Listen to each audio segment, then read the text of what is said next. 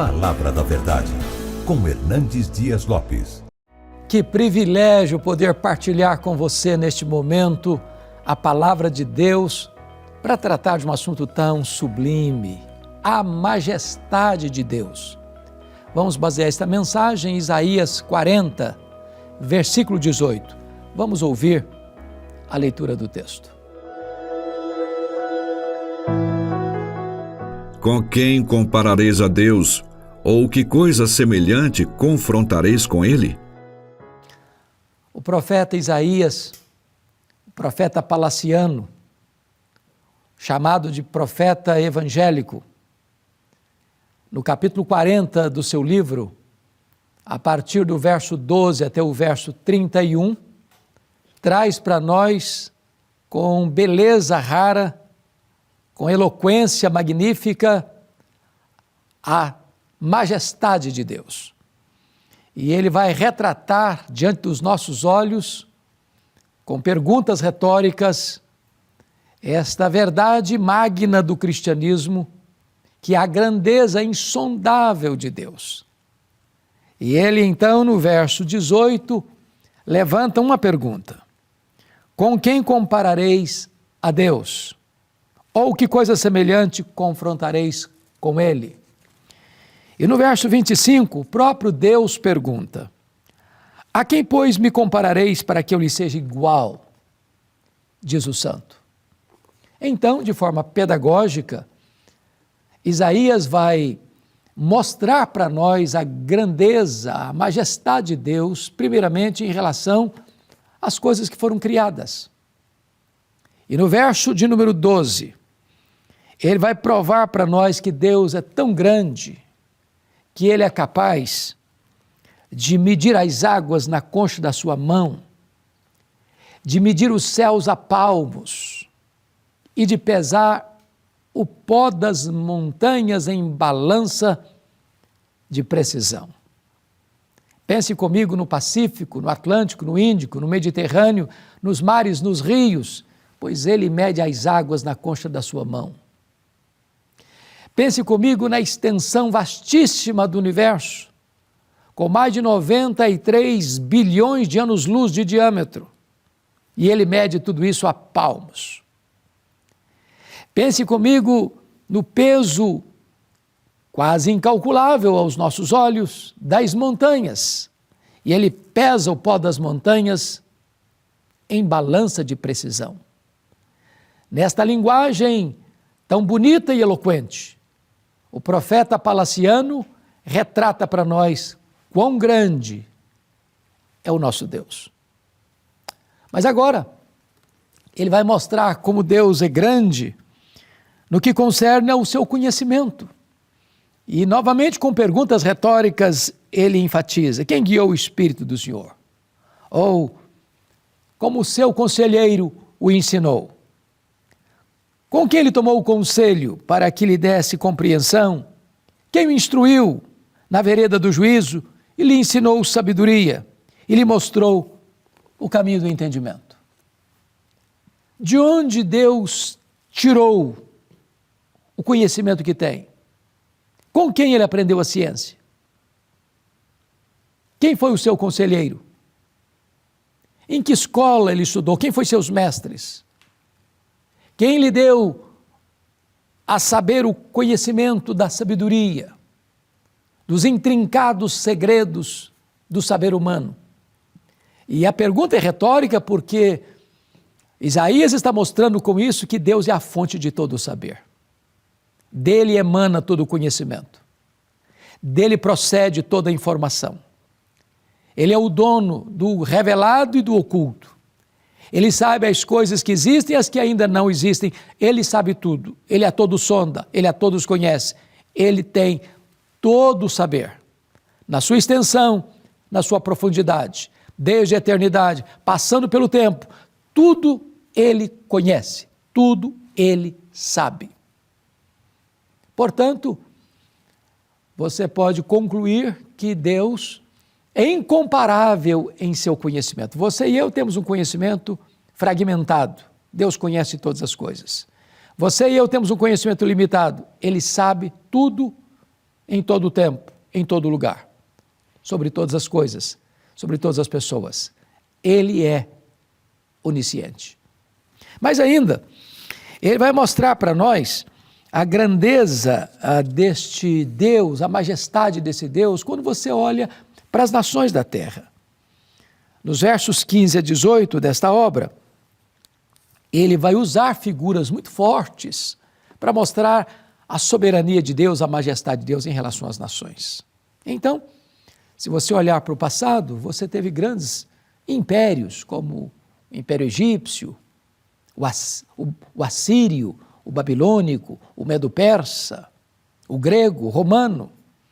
Se você olha hoje, você vê grandes nações, superpotências econômicas e militares, os Estados Unidos, China, Japão, Alemanha, França, Inglaterra, Brasil e tantas outras. E então o profeta vai dizer que Deus olha para todas essas grandes potências econômicas, militares, essas grandes potências tecnológicas e científicas, e considera todas elas reunidas como um pingo que cai num balde, como um pó numa balança de precisão, como nada, como menos do que nada, como um vácuo. Esta é a grandeza de Deus. Ele está sentado no trono, ele dirige a história, ele levanta reis, ele depõe reis, ele pega o pobre e necessitado do monturo e o faz assentar-se entre príncipes, ele dá vida, ele tira a vida, ele exalta, ele humilha, ele dá vida, ele tem autoridade para ceifar a vida, tirar a vida. Ele é o Deus que governa, que reina. Ele tem as rédeas da história em suas mãos. As nações não têm poder para desafiar a Deus. Quantas nações poderosas ruíram, quantos impérios caíram? Pois Deus continua no trono. Ele é Deus, maior do que todas as nações. Mas agora, o profeta começa a olhar a grandeza de Deus em relação aos deuses dos povos, aos ídolos. Nos versos 19 e 20 desse texto, ele fala dos ídolos dos povos, dos ídolos que foram criados pela própria mão humana, dos ídolos que foram forjados, foram cinzelados, ou na madeira, ou por um ourives, ou por uma pessoa que sabe moldar o barro, ou o gesso, ou a pedra. E então, ele diz que esses ídolos são nada, são nulos. Eles não têm vida, eles não têm poder. Têm olhos, mas não veem. Tem boca, mas não fala. Tem mãos, mas não apalpa. Tem pés, mas não anda. Tem boca, mas não sai som da sua boca. São impotentes. E os povos do passado e do presente ainda se curvam diante dessas divindades pagãs. Mas Deus é o autor da vida.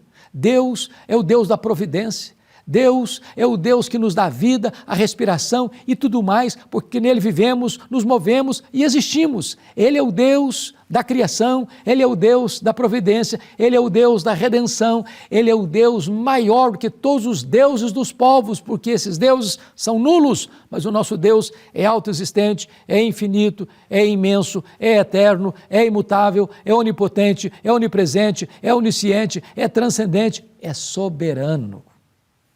Mas ainda, o profeta Isaías mostra a grandeza incomparável de Deus quando ele olha para os príncipes, para os governantes, para os reis, para os soberanos da terra. Diríamos hoje, para os presidentes, governadores, prefeitos, para os gestores públicos.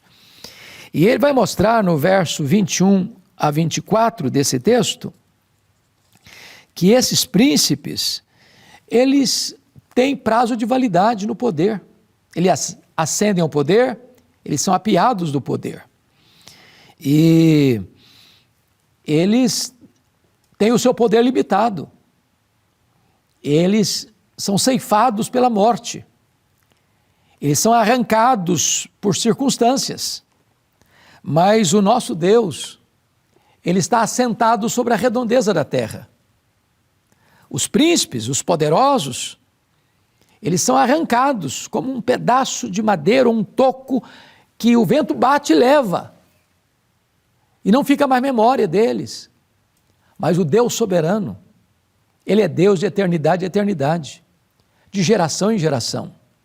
Nações se levantam, nações caem, reinos surgem, reinos desaparecem, reis poderosos levantam-se e apeiam do poder, mas o nosso Deus continua eternamente no trono. Ele reina, Ele governa. Nunca jamais Ele será apeado do poder, nunca jamais Ele abdicou do poder. Ele é o soberano Senhor dos céus e da terra. Bom, diante desta grandeza majestosa de Deus, é que o profeta Isaías nos mostra que isso tem que refletir na nossa vida pessoal. Se Deus é isso mesmo, e Ele é, então eu posso estar fraco, abatido, exausto, cansado e até prostrado. Mas o Senhor me levanta, Ele faz forte ao cansado, Ele multiplica as forças ao que não tem nenhum vigor. Os jovens, os moços, de exaustos caem, mas os que esperam no Senhor renovam as suas forças, sobem com asas como águias, correm e não se cansam, caminham e não se fatigam. Talvez você esteja vivendo dias tensos, dias difíceis, dias angustiosos, dias de grandes tensões na sua alma, dias de temor com respeito ao futuro, dias de insegurança para você, para sua família, dias de medo em relação ao futuro da nação, dias de apreensão e ansiedade para o seu coração. Mas eu quero lhe dizer que o nosso Deus reina, que o nosso Deus é todo-poderoso, Ele é majestoso e Ele pode agora mesmo levantar você do pó. Ele pode erguer você das cinzas, Ele pode enxugar as suas lágrimas, Ele pode cicatrizar as suas feridas, Ele pode curar a sua dor, Ele pode perdoar os seus pecados, Ele pode romper as suas algemas, Ele pode fazer de você alguém completamente remoçado pelo poder do seu Espírito, assim como Ele pega uma águia que está já talvez com as penas enferrujadas, com as garras enfraquecidas, com o bico já sem força e vigor, e renova as forças da águia para ela subir. Você também pode agora, nas asas do Espírito, subir. Você pode correr a carreira cristã, você pode caminhar nas veredas da justiça e ser uma pessoa completamente fortalecida pelo poder de Deus. Este Deus é majestoso e Ele fortalece aqueles que nele esperam. Eu quero orar com você. Eu quero rogar a Deus que Ele venha e balsamize a sua cabeça com o óleo fresco do Espírito, que Ele aplica o óleo de Gileade no seu coração, trazendo bálsamo, consolo, conforto, a serenidade, a segurança de que Ele está no trono e Ele pode tomar conta da sua vida e conduzir você em triunfo. Ore comigo. Querido Deus, nossa gratidão pela Tua palavra, nossa gratidão pelas verdades eternas que emanam das Escrituras, e eu te peço, Deus, que Tu apliques esta palavra consoladora ao coração de todos aqueles que nos assistem agora. Assim oramos, em nome de Jesus. Amém.